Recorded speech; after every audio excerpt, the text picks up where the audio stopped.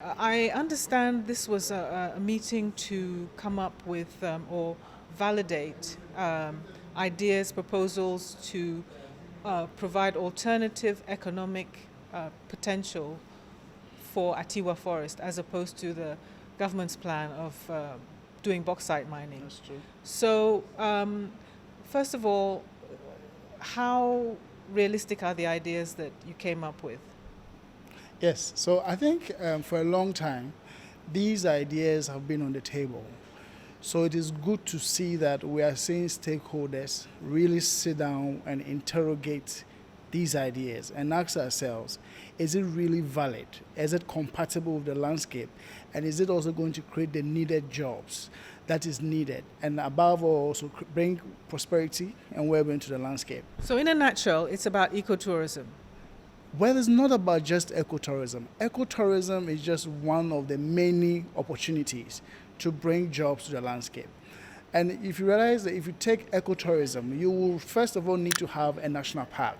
So that's why we're saying that to make all of these alternatives that have been proposed here possible, we need to first secure the forest first. And then ecotourism will hang on that. And then we can develop all the attractions. Ecotourism, just like any other different enterprise, will also have its direct employment opportunities and also other indirect opportunities. So it's one of the key ones. But I think now we also know that there are other mechanisms like carbon emissions trading for the forest and also water services, the biodiversity, all of that. There's now, we are in an age that is ripe for such mechanisms to work. How do you make money from carbon capture or the water that flows through the forest? Yes, currently, as you know, the world is now looking at ways to which we can reduce our emissions and also help address global warming. And one of the ways to do that is helping companies and individuals to take action on emissions. So carbon is now a commodity now, and there's a price on it. Already, we know average carbon is at about $10 a ton. So if you take the Atewa Forest, for example, and ask ourselves, how much carbon does it sequester within a year? We can then quantify that, look at this value on the market, and put that on sale. Also, if we secure the forest and avoid the loss of forest, then how much of carbon will we have saved or avoided loss?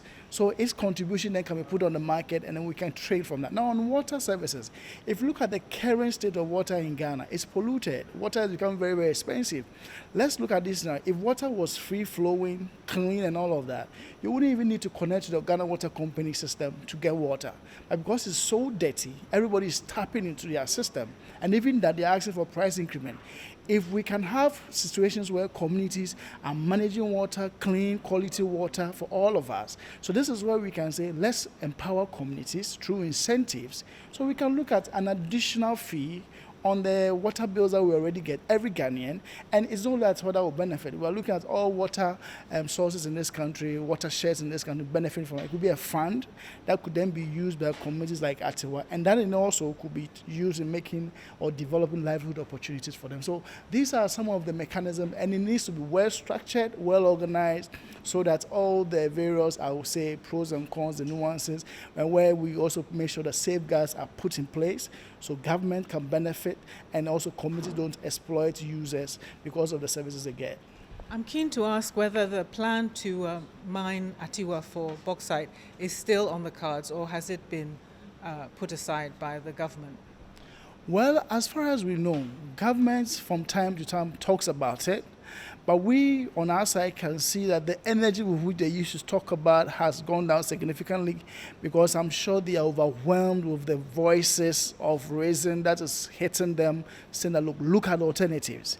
Because if you are really talking about jobs and there's no other motive for really going to dig the forest, then you can create those jobs from all the other green pathways we've talked about. So I think government is treading cautiously, and I'll say that also we've seen a lot of entities overseas development partners also coming in to support. So there's pressure, there's eyes on government, and we are waiting to see if government will do the right thing.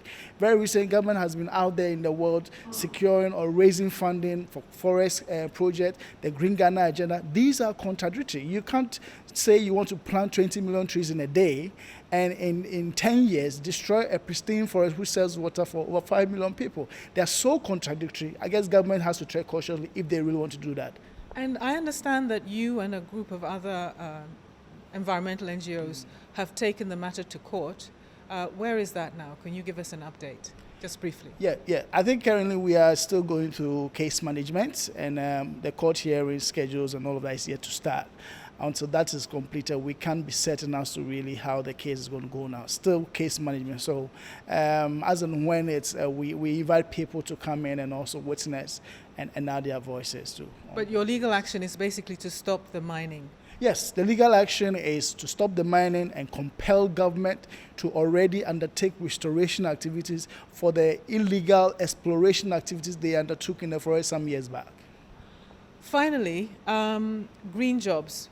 Did you manage to quantify the number of jobs that your green economy through the forest activities would generate? I think for now, we are still very much at the very early stages, but from, I would say, some past analysis that has been done, if you take the ecotourism, if you take the other non-timber forest product value chains and all of that, they are going to create different sets of jobs. And already we don't count anything less than 3,000. These are very direct. But I am sure that after this analysis, the job creation opportunities will be much more pronounced than we have already estimated.